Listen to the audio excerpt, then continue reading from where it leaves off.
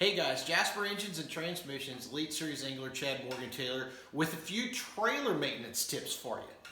I'm always on the road and there's a couple things that I do that keeps me out of trouble. Because if my wheel bearings or your tires go out, you've got issues. And nobody wants that. And for those of you who don't fish professionally, you certainly don't want a most deserving day off ruined on the way to the lake or the way back.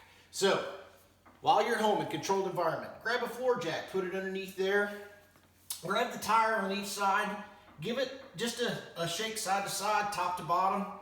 If there's excess play there, you might have some wheel bearing issues. You might want to get that checked. Give it a spin.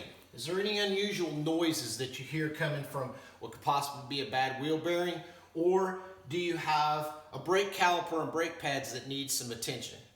Also, while you're doing all this, make sure and check your tires. Cracks from being weathered, that just happens during old age, to all of us obviously.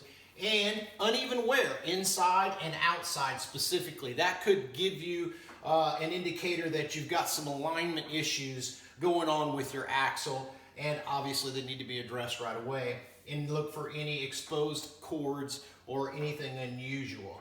If you'll do those, if you'll just practice these quick tips just a few minutes, a couple of times a year, it's going to avoid a lot of unneeded, unwanted issues.